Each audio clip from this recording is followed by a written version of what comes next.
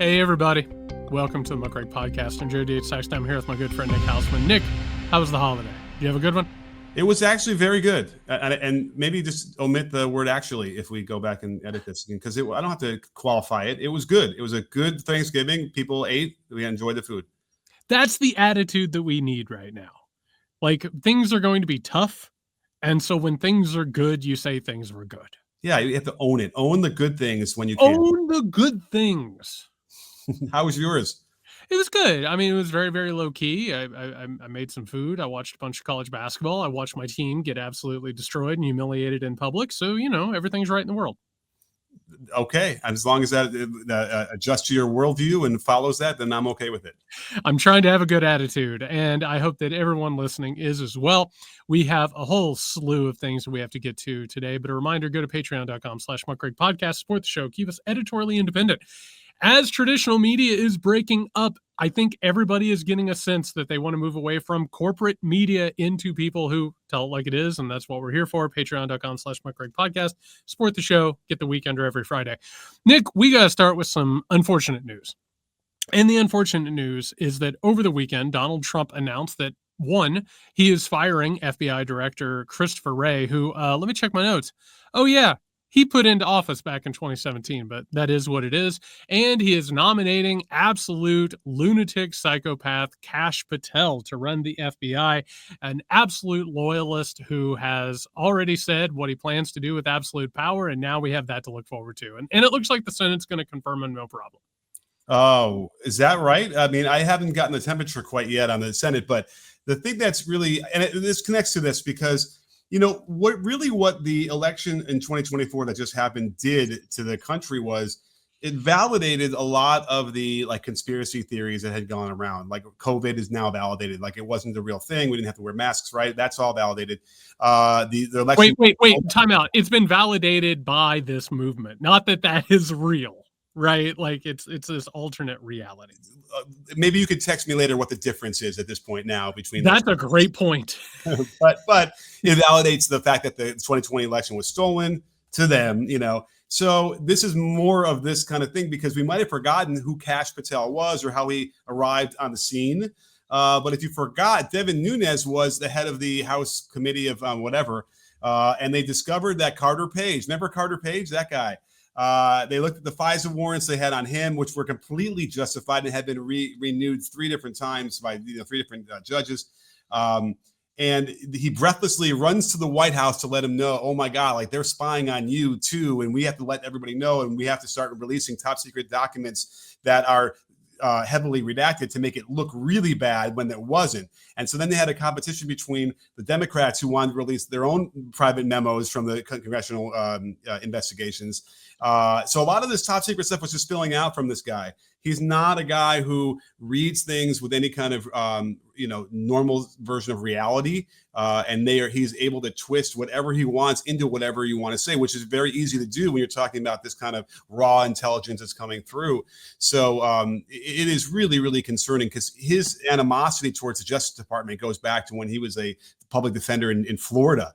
So this is a zealot. This is a believer and a guy who, he'll read things and we would look at it saying it could be very reasonable. And this guy would be sounding an alarm saying it's treason from somebody.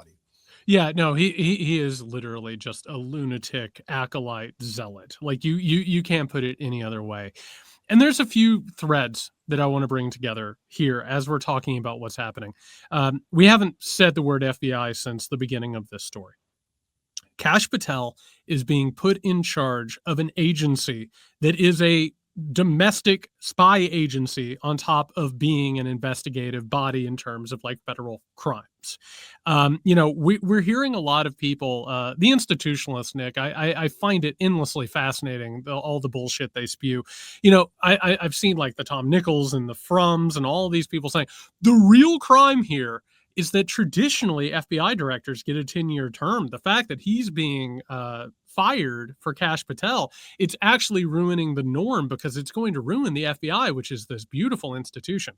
And for years, Nick, what have we seen from the hashtag resistance and Democrat liberals? It's the idea that the FBI was one of the last bulwarks against Donald Trump, right? It was the good guys in the fight. Well, I just want to remind people before we get into what Kash Patel in charge of the FBI means. I want to remind people that the FBI has been terrorizing American citizens since its founding. And Nick, who was the first director of the FBI? Little piece of trivia. Or I'm going to refrain from describing him any other way than this by his name, J. Edgar Hoover. That's right, J. Edgar Hoover, who was the director of the FBI from 1935 to 1972. And for anybody at home that says, hey, why was he in office for so long? Here's a quick answer: because he held presidents hostage for decades. And how did he run the FBI, Nick? Was he like a great champion of civil liberties? Oh, dear Lord, no. No, FBI. J. Edgar Hoover used the FBI as his own personal KGB-like body to terrorize people around the country, including trampling their civil rights, murdering several people, invading people's privacy, and basically going after any leftist, labor union member, protester, or anybody that the government saw as some sort of a problem. So here's the entire point of me bringing this up. Nick, can you run this real fast? This is a clip of who will probably be running the FBI, Kash Patel, talking about his own personal feelings about, something y'all might find interesting. Where we go one, where we go all is, as you said, from a great movie that I watched a long time ago, and people took to it. And so what? It doesn't mean everyone's a conspiracy theorist. And people keep asking me about all this Q stuff. I'm like, what does it matter? What I'm telling you is that there is truth in a lot of things that many people say, and what I'm putting out there is the truth. And how about we have some fun along the way? There's so many people who subscribe to the Where We Go One all mantra, and it's what's wrong with it? Nick, where we go one, we go all. What conspiracy theory does that belong to? It's QAnon, right? That's QAnon. That's right. Kash Patel. Movie? Oh, it was from White Squall. It was from the sailing movie, which was used by whoever was posting QAnon memes. So Kash Patel, who is now poised to run the FBI, which has for its entire length of time it's existed been a terrorist organization towards American citizens while solving a crime every now and then. And by the way, trying to push other people to commit crimes so they can gain more power and wealth. Nick, QAnon is an anti-Semitic New World Order Protocols of the Elders of Zion conspiracy theory, correct? Oh, yeah, it's very accurate. What do you think that J. Edgar Hoover thought was going on in the United States of America when he used the FBI as a weapon against the American citizens? What do I think that he thought about? Yeah, why do you think J. Edgar Hoover thought that it was necessary for him to violate people's civil liberties and murder people? Well, I think that one of the big contexts was probably a battle against like communism and all sorts of other, people who were doing alternative things in their lives. And Nick, who was behind communism according to the right-wing zealots of the 1940s, 50s, 60s, and 70s, and 80s for that matter? Oh, geez. Are we going to the Jews? Yes, we are, my friend. Oh. That's right. For everybody who's sitting here saying that Kash Patel is somehow or another completely different from everybody who's ever run the FBI, what they're missing is the truth of it, which is we've always had right-wing zealots who are running this thing. It all depends on how they run it. And if you want to know how Kash Patel is going to run the FBI in the future underneath Donald Trump, what you need to understand is it's going to look a lot like J. Edgar Hoover's tenure using the FBI. And that was when it ran across everybody's civil liberties. It absolutely surveilled people. It undermined protesters. It undermined civil rights activists, feminist rights, anti-war activists. It was a weapon of the state that interfered with the state back and forth. So the whole point here is that people have missed the forest for the trees. We already know what this asshole is going to do if he's given this power. So there's a deeper context as well with J. Edgar Hoover.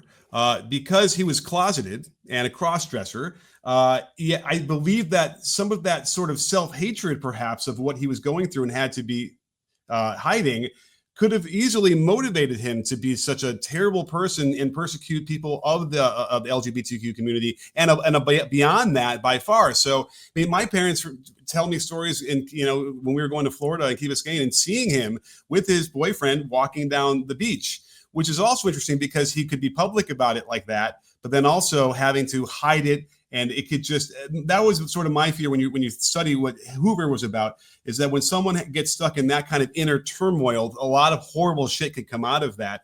Not to say that, Kash Patel has any connection to that in terms of inner turmoil, but the guy certainly seems, when you're like a MAGA like that, we've documented time and time again how much inner torque there has to be in your psyche to be able to handle all the different kind of ideologies that exist in that movement. What's really frightening about it, and first of all, like I think it's sort of one of the themes of our podcast has been, if people could just love themselves and be themselves, we would have a lot less problems, right? Like it wouldn't just be like people being able to have their rights and their protections. It's the fact that this is a regime of abuse. And authoritarian energies come from a group of people who have so much self-hatred, and so torque is a good way to put it. There is a thing that they have to project out on society. The point that I'm trying to make here is that this guy is one of the worst picks that you could have to have that amount of control at his fingertips. And Nick, when we look at someone like J. Edgar Hoover, the history of how Hoover's relationship worked with the presidency, and I love, again, that Frum and Nichols are all just like, well, they were never weapons of the presidency. Bullshit. You know who used J. Edgar Hoover and who J. Edgar Hoover used? LBJ. He went into the White House as the Vietnam War was going on and said, you know why people are against your war? It's the communists and it's the Jews, and let me take care of them. You think Donald Trump won't be like open to that in the same way LBJ was? And then after LBJ, it was Nixon. And he was even more receptive toward Hoover doing that. So what we're watching now, it's not that a wall is being broken down between the presidency and the director of the FBI. It's that we're seeing something happen that we've already seen happen. And we've seen this movie, Nick. We know where this goes. And what that tells us is that we are going to have a weaponized FBI that is going to work exactly like it was in the past. And we can already tell you where this thing is going to go and what the consequences are going to be. But I think it's even worse than that now, because there was still it was an uneasy alliance between LBJ and then Nixon, because they knew that Hoover had the goods on them. So there was always a little bit where they had to kind of same with JFK for that record. Yeah. Yes, absolutely. And so it's no surprise that the second Hoover, he dies. Is that what got him on office, right? He dies, or he doesn't retire? I think he dies. I think he died. I think that's because Mark Felt wasn't promoted, which we can talk about for 2 seconds. He ends up being deep throat, which takes down the presidency. This will let you know how powerful the FBI can be. It could take down the presidency as well. There's your deep state for you.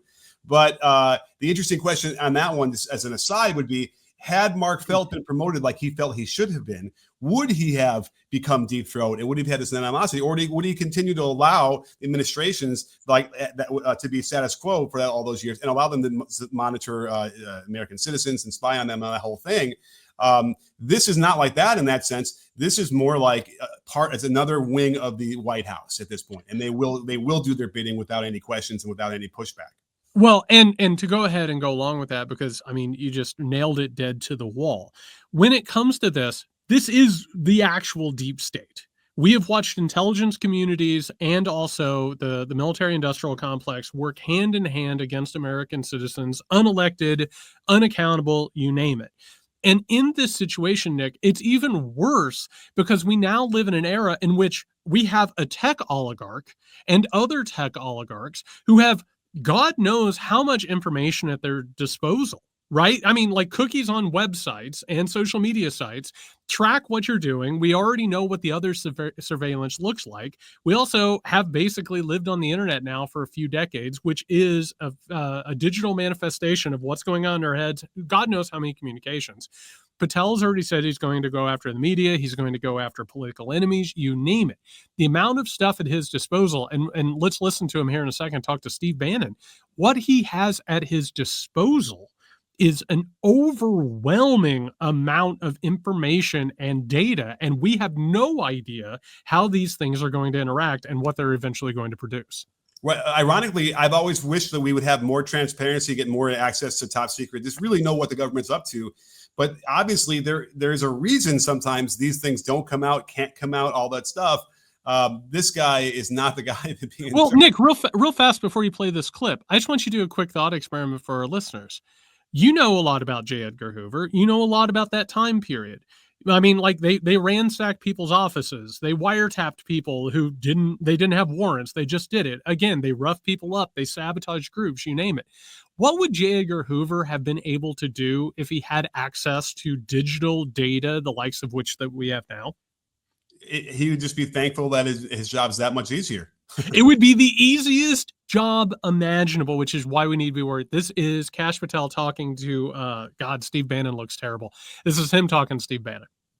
Highly confident that when you go back and is a senior member of this administration, President Trump's administration, starting in the afternoon of the 20th of January of 2025, do you feel confident that you will be able to deliver the goods, that we can have serious prosecutions and accountability? And I want the Morning Joe producers that watch us and all the producers that watch us, this is just not rhetoric. We're absolutely dead serious. We're not, you cannot have a constitutional republic and allow what these deep staters have done to the country. The deep state, the administrative state, the fourth branch of government never mentioned in the Constitution, is going to be taken apart brick by brick. And the people that did these evil deeds will be held accountable and prosecuted, criminal prosecutions. Kash, I know you're probably going to be head of the CIA, but do you believe that you can deliver the goods on this in a pretty short order, the first couple of months, so we can get rolling on prosecutions? Yes, we got the bench for it, Bannon, and you know those guys. I'm not going to go out there and say their names right now so the radical left-wing media can terrorize them. But, excuse me, the one thing we learned in the Trump administration the first go-round is we got to put in all America patriots top to bottom. And we got them for law enforcement. We got them for intel collection. We got them for offensive operations.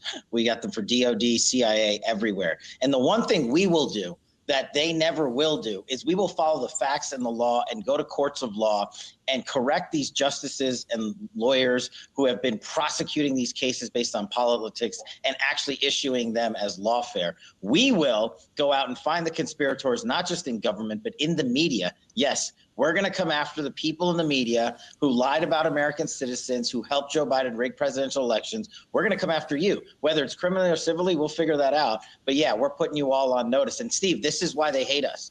This is why we're tyrannical. This is why we're dictators. Okay, so Nick, before we get into some of the other stuff, and you'll notice, by the way, that this was back when they thought he was going to run the CIA and not the FBI. Nick, you'll notice that they brought up Morning Joe, right? Joe Scarborough and Mika Brzezinski. Mm-hmm. Notice what happened with Joe Scarborough and Mika Brzezinski, right? They bent the knee immediately and capitulated with Donald Trump. This is twofold. One, it's letting people know you need to make nice with us because we will use our powers to go ahead and make them capitulate. Or if you go ahead and stand in our way, we'll also use our powers. That's when that comes in. It's blackmail. It's trying to get people to capitulate beforehand, but they are making it very clear that they are going to go after people and they are going to use their powers towards that purpose. Without question. And if, like Jack Smith is going to probably be prosecuted for being a special counsel. Sure. Now, speaking of this, we might be able to insert this here. I was thinking about that because it's like, who else are they going to go after like that? Because Jack Smith is a guy they brought in from The Hague, to do the investigation. That's all he did, the lawful investigation, didn't do anything untoward. Biden probably should just pardon him. In fact, we'll get to pardons in a minute, but yes, right. This is where we're at, right? In this sort of, and we should talk about who else Biden is in the midst of pardoning. But we're going to talk about it. Don't worry. The question at this point, do we play like the Republicans? Is sort of what people want to say a lot. And while I don't think that the Democrats seem to be lying and sort of obfuscating and changing the reality, there is a certain sort of ruthlessness that they could sort of adopt here. And blanket pardons for a lot of the people like in Jack Smith's position would probably be called for and might need to be done because certainly he's somebody who doesn't deserve to be prosecuted or investigated at this point. But you're going to see that's going to happen without question. Listen, Jack Smith can take care of himself. I'm not particularly worried about him or any of these other people. I have people in my life that I worry about. Jack Smith is a powerful person. I just want to say before we move to the next segment, Nick, because I'm trying very hard to give some advice to people as we're facing this stuff because it feels very large. This is a dangerous thing that we're talking about. Here's what I want to tell people. Keep your nose clean as much as humanly possible. right? You do not want to give any of these assholes a reason to come after you. That's number one. But you also don't want to capitulate. You don't want to live in fear of them and, just let everything happen the way it's happening. What I will say, speaking of J. Edgar Hoover, speaking of what happened in the 50s, 60s, 70s, you name it, if we are going to build stuff, or if we're going to build coalitions, organizations, or labor unions, you need to be on the lookout for both digital surveillance and also saboteurs. It's one of their favorite things in the world. So you are now going to be living in a much, much more dangerous world because people like Kash Patel are going to have power. You need to be aware of it, and you need to look back in history to someone like J. Edgar Hoover and actually learn how this power was used in the past. But like, why do the Democrats have to like be the squeaky clean and can't do anything? While the Republicans can be as corrupt as they possibly can. I mean, they're going to make the last cabinet look like the cleanest thing in the world. I don't know what to. Nick, welcome to the new world. I don't know what to tell you on that front. It's the way authoritarian cycles work. Yeah, and it's sort of been that way the entire time since Trump got involved in this. Why does Al Franken have to step down from the Senate? The Al Franken thing is a different conversation. I mean, I think Al Franken did some weird shit that shouldn't have been done. But that being said, yes, it is a weird thing that Republicans pull you into the mud, and you have to, and then immediately they try and throw mud at you. Nick, we also need to talk about reports that have been coming out. Rolling Stone had a recent investigation on this, but all you have to do is listen to any of these people talk. They are now talking about a quote-unquote limited invasion of Mexico, which is something that you and I have covered in the past. One advisor around Trump, an anonymous advisor, was quoted as saying, quote, "How much should we invade Mexico? How much should we invade Mexico?" That is the question. And what we have seen so far, we have seen Pete Hegseth, this absolute criminal person, saying that, he supports it. We're hearing all these other people saying it. It looks like at this point, a major agenda part of a second Trump administration would involve a limited invasion and possible military operations in Mexico. I've seen this movie. I think it's Commando. This is what they did. Commando, right? Or maybe it's Predator. One of those two. Schwarzenegger. They go in there. They go to attack the cartels with, some sort of pseudo military, whatever. I seriously think that's what they're living in, this weird world, like back in the 80s, where that's what you do. Well, that's a part of it. One, the reason I want to get into the reasons why this would happen, because I think it's very likely that there will be some military excursions into Mexico. Of course, they'll say it's to stop fentanyl. And of course, that's the kind of stuff that we heard, in Commando during the 1980s. And Nick, remind the people, the Reagan administration didn't have any weird interactions with groups in the global South that involved drugs, did they? Oh, I saw that movie too, Jared. Oh yeah, it didn't get as big of a box office show, right? Tom Cruise movie where he's flying back and forth as a CIA person, with drugs and facilitating all of that, or a huge chunk of whatever was going across the border. Yes. Nick, would it surprise you, or maybe some of our listeners, that the United States has played a huge part in the international drug trade for a variety of reasons, including the fact that it raises dark money that can't be traced and also changes the balance of power in geopolitics? Would that be a surprise if you heard that? I pray that's not surprising anybody in 2024. And Nick, if we did invade parts of Mexico and went after these cartels, the cartels have a lot of guns, don't they? Oh, yeah. Where'd they get those guns? Oh, from us. Oh, they got them from us. Yeah. Oh, that's weird, because if you actually look at American history, if you look at things like Panama, Grenada, or whatever, there are a lot of instances, Iraq, while we're talking about it, of America going into countries that have guns and weapons because the United States worked with them for a variety of reasons, including forwarding the drug trade, correct? Yeah, but who says America doesn't make anything anymore, Jared? Yeah, we're just killing it, Nick, literally. So what is this about? This is about getting control of a drug trade and wresting it from the hands of narco gangs under the visage of saying that we're doing it to take care of fentanyl. And by the way, this would probably be in concert with the government of Mexico that has a problem with a lot of these narco gangs and cartels. So what we're actually talking about here is a scheme, like you said, that was dreamed up, the idea of American adventurism, right? Sending in special forces and drones and missile strikes. And what is it about? It's about taking down a competitor. Because what does the United States of America do, and what has it always done? It's always worked with organized crime, including the mafia, cartels, gangs, revolutionaries, whoever it is. They work with them. And then what do they do to those gangs and organized criminals, Nick? Oh, they put them to work? They put them to work, and then eventually when they don't need them anymore, they either kill them or throw them in jail. Is that correct? Yeah, that is correct as well. Okay, so now we're talking about Trump's first war, which is going to basically be a power grab and cash grab to get control of the illicit drug trade. Lots of fun all the way around. I mean, part of what his allure to his followers was that he wasn't going to get in any wars, right? He wants to eliminate wars, doesn't want any, whatever. Oh, but in Mexico, that's okay. It's close by. We're going to maybe stop fentanyl from coming in to kill people. So Nick, that's okay. I have a quick question, too, while we're talking about this and giving it context. A lot of the people who are immigrants coming in the country, which Trump obviously wants to stop, those people, are they not running from cartels? They are running from cartels. Okay, and what happens when we start lobbing in cruise missiles against those cartels and going in and having gun battles? What are the people who are still remaining in those areas going to do? Die. Well, they'll die, and the ones who don't die, where are they going to go? I don't know. Here. They're going to come here.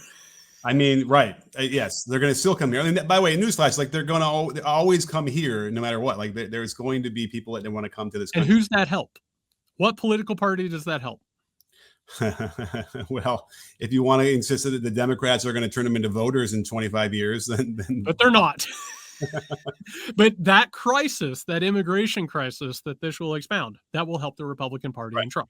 Right. Yeah, that's what they call a win-win-win. When they cut taxes and then they pretend there's no money for anything, any social safety nets. God, Nick, the blood in my face.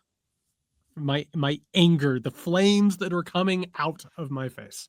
Oh, well, you want more to come out of your face? I would love it. Let's talk about, speaking of the border, let's hear from border czar incoming Tom Homan on Fox. This is wonderful. And if they don't want to help, instead decide don't help, fine, don't help, but don't get in our way. And I've said this for the past week over and over again. Do not harbor and conceal an illegal alien, knowingly harbor and conceal an illegal alien from us because it's a crime. Don't impede us because it's a crime. Don't obstruct because it's a crime. If you want to sit aside and let us do your job of securing the communities, fine, we'll do that. But don't cross that line. Cool. I'm glad that the border czar is already warning American citizens that they will prosecute them and hurt them if they help immigrants who are being cracked down on. I can already see this scene, like they're like herding people up like in one of those sci-fi movies, and they grab them and they're trying to throw them in vans and they're screaming and yelling, and someone's like, wait, what's going on here? This doesn't look right. And then they're going to get caught, like beaten down and thrown in the van, or who knows what.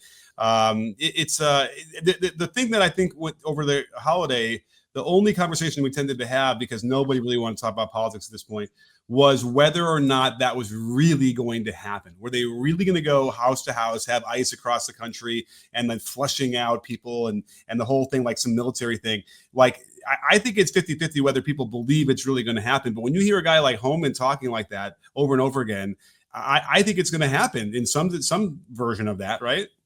Well, like I keep saying, there's no way that they're going to get rid of all immigrants. It's not going to happen. There's no financial way to do it. There's no logistical way to do it. Right. I think what we're looking at, and Nick, I can see it as clear as day. It's going to be using the concept of criminality, right? It's going to be going after quote unquote criminal immigrants. And so we'll see a violent crackdown of those people. And basically what you'll hear in our media, which has already capitulated on the quote unquote illegal immigrant crisis, you'll hear them. They'll be like, yeah, this isn't great, but they are taking care of criminals. Mm-hmm. And so we're going to see a lot of that, but it's not going to be the widespread thing. It's going to be enough, including what Homan is saying to people. It's going to be enough for people to say, I don't want to get involved in this. I don't want to take care of criminals. I don't want to suffer the consequences. It's much like the building of the wall, which they built some of the wall, but they didn't build all of the wall, just enough to say that they were building the wall. It will be just enough of that to go ahead and communicate that you don't want to get involved. You could get hurt. Let us do what we're doing. And on top of that, we'll go ahead and create the apartheid state that we've been talking about, in which these people will be used for even further exploitation. And they'll jump for joy if they can get on the evening news with some of this footage. Like that's what they want. They want this, but breaking down the doors and with people running around. So they're going to love that. And it's just it's bad. What's that? It's bad. It's bad. It's bad. I had another point. I'll remember it later. Well, speaking of criminals, how you like that for a segue, Nick? Okay. We also have to talk about one of the biggest pieces of breaking news, which is on Sunday night, President Joe Biden went back on his promise not to pardon his son, Hunter Biden, who, of course, pleaded guilty to tax fraud with a bill of $1.4 million and lying to purchase a gun. The president will pardon his son. There are tons of things to talk about here. Our reactions to it. I think the reactions out in the public are pretty starkly divided for a variety of different reasons. I never want to talk about Hunter Biden again. I really want this to be the last time that Hunter Biden's name is ever said on this podcast, but I do think it is something that we should address. Nick, what are your feelings on this news? I mean, listen, we've seen this from presidents probably since the pardon existed, right? As long as I could think of, from Clinton on, they'll pardon people who are close in their circle, things that, clearly were guilty. Trump did it with Kushner's father. Now, sometimes it's after the fact that kind of expunge their record versus actually saving them from a prison term. It's just added to the list of things like he said he wouldn't do and then did. Like, it was unnecessary to even go so far as he did earlier this year to say he wouldn't do this. Like, they didn't have to do that and put him in this corner. So, but it's not surprising. It's something that the Republicans would do. So, okay, why don't we play by those same rules then and do this? I do think that there are kind of there's mental gymnastics going on as far as what the plea deal was supposed to be for Hunter and how political. I believe that there was some political pressure on there to sort of negate what they thought they had arranged for him that would have kept him out of prison. And then once it went down the path where then he pled guilty, I think, I don't necessarily blame Joe for doing it. I believe, to be honest with you. Yeah, I want to talk in a minute about his legacy and how this and a lot of things play into it. But first things first, Nick, you had brought up the pardon power of the presidency. When I was writing American Rule, one of the things that I read front to back and back to front was the Constitutional Convention, which, a reminder, they didn't have a mandate to actually do. They didn't have the authority to create the United States of America Constitution. They did it anyway. One of the most vocal opponents of that was founding father George Mason. And what did he say? That this would happen, that it would create a corruptible power within the presidency, and we would see exactly what we've seen. The president should not have pardon power. It is just an invitation for corruption and overreach. As I say that, Nick, as a human being, if I had a child and who was going to go to prison and I had the power to keep them from it, I couldn't stop myself. Like that's the honest to God truth. As a human being, like, I understand it. As I'm saying that, I am still frankly disappointed. I'm seeing people celebrating this left and right. Basically, the same people that I'm seeing celebrating this are the ones who are calling for Joe Biden to overthrow the 2024 election, who are calling for them, to Biden to use his quote unquote presidential immunity, which wouldn't apply in any way, shape, or form, to kill Donald Trump or whatever. I'm disappointed because, yes, this is corruption. That's what this is. I'm sorry, but this isn't the type of thing that should happen. At the same time, I'm a human being. I understand why Biden is doing this. And by the way, what has he done his entire late career?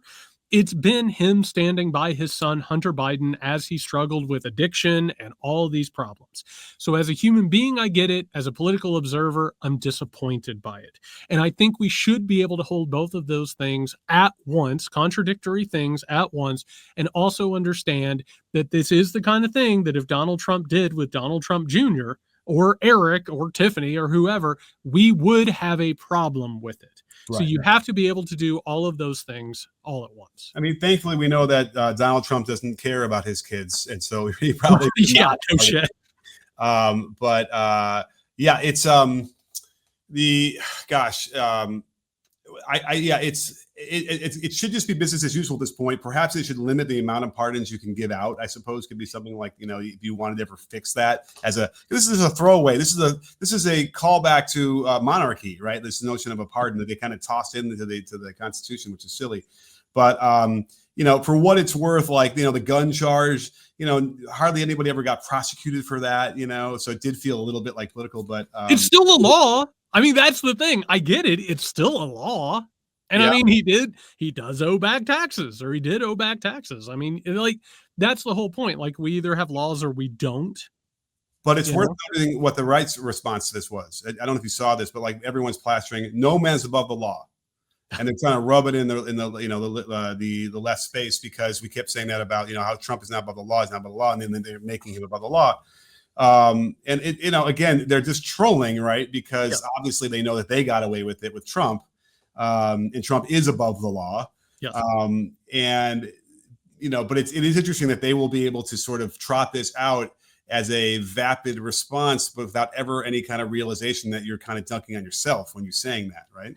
Well, they also don't care.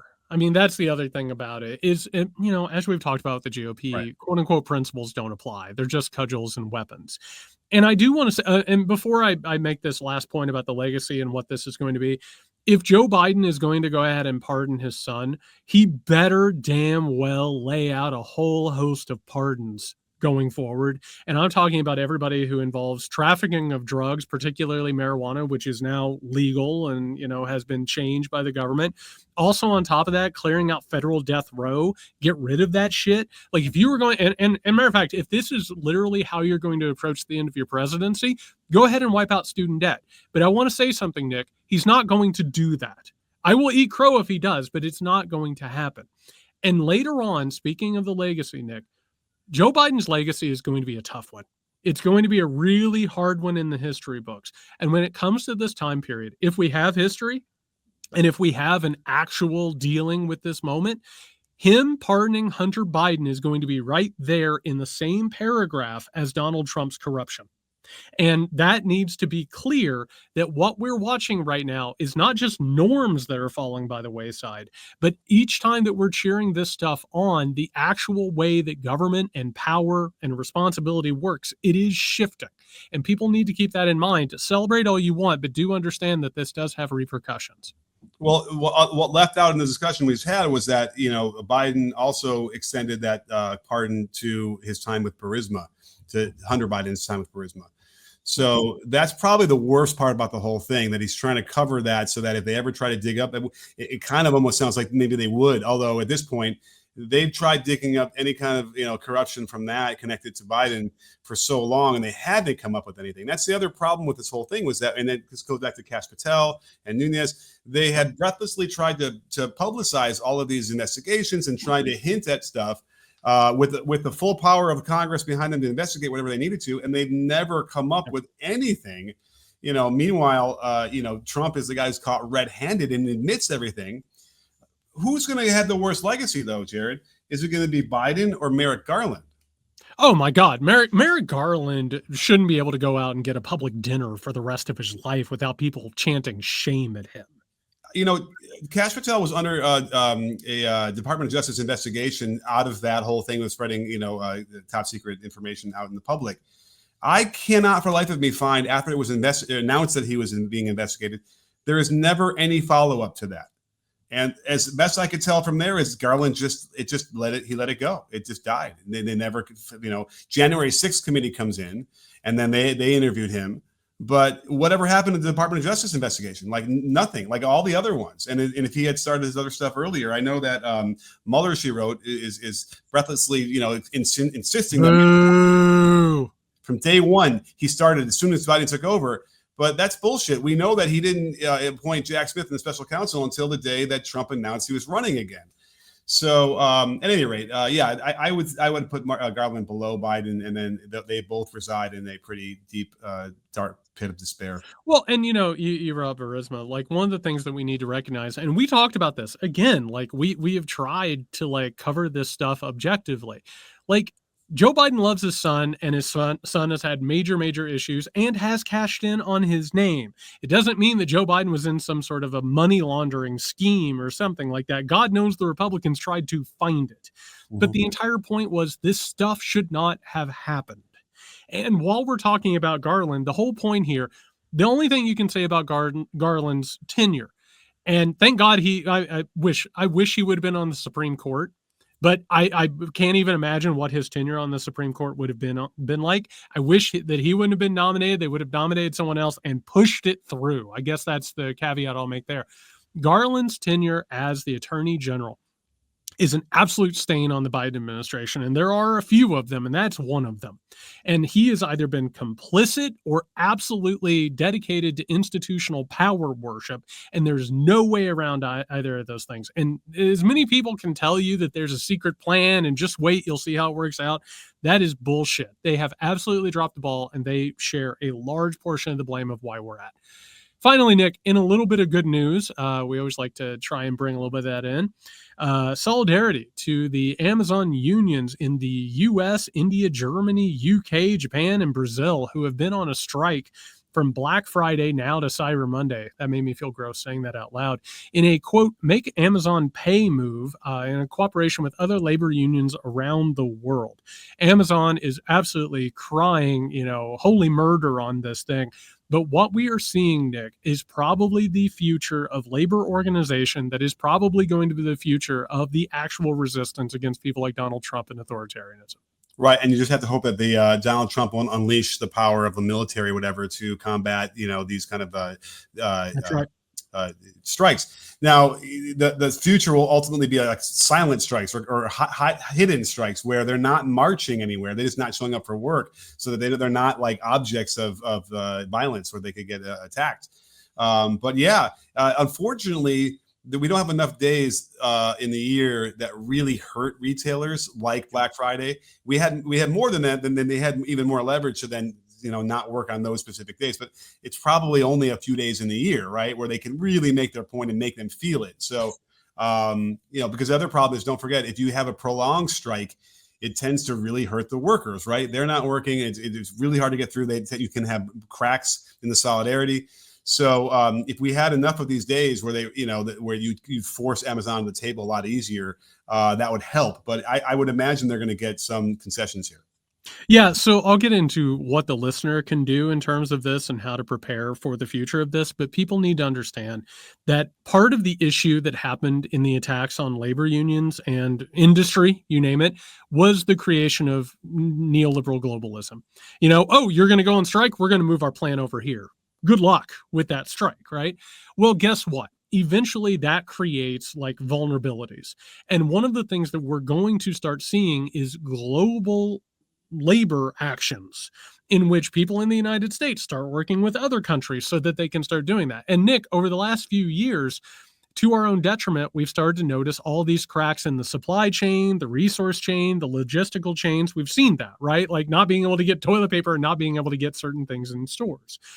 Those things are going to be taken advantage of by labor unions. And what you just brought up is really important, which is the idea of bringing in the military or the FBI, which is going to be helmed by an absolute psychopath. They also went after labor unions during that entire period that we were talking about. We are going to see moments where labor unions are going to get this shit figured out as we realize the privilege of the quote unquote first world was dependent on the exploitation and resource extraction of the second and third world. Eventually, these people are going to get on the same page. And here's where I get to this. The pieces of advice I have for listeners. One, talk to your coworkers, because eventually the austerity is going to come for you and you're going to need to figure out where you might need to either start a labor union or work with a labor union. The second part, and this is important, Nick, what you just brought up is really essential. When these things happen, they become very inconvenient, right? And what is Amazon based on? It's getting what you want as quickly as possible and as cheaply as possible. Labor unions and labor actions are going to make sure that they don't get to you as fast, that you're not going to necessarily get what you want, and it might not cost as little as it used to. If we are going to actually show solidarity in the future with stuff like this, we are going to have to change the way that we consume and the way that we live our lives. That's the only way this thing moves forward. Yeah, and imagine a world where you're not ordering from Amazon and you're going to go down the corner or the store or whatever and buy stuff. I mean, it is tough, and I would imagine that even if you try to buy stuff at like the box store nearby, they might lean on Amazon anyway. Yeah, for sure. So it's going to be really hard to disrupt that. But I certainly think that the workers themselves not working is going to have a huge impact. And we keep seeing it, even though it sounds like a titanic effort to make it happen. We keep seeing labor unions win, right? So they're getting, every time they have these strikes and they agree upon some agreement, it ends up being, if not slightly, a little bit better, better than it was before. And that's what you can, the progress is important at the very least to get some better conditions for them, so they're not peeing in bottles and passing out and dying on the work floor. Yeah, there's a reason why. I think it was a couple of weeks ago we talked about the fact that Amazon and Musk and Bezos, all these people were trying to destroy the National Labor Relations Board. And why? Because people are figuring it out and they're getting their shit together. And exactly what you just said, they're winning right now. And the fact that they're winning right now is part of the reason why people like Musk bought into MAGA and bought it out and basically have now given themselves like ultimate power.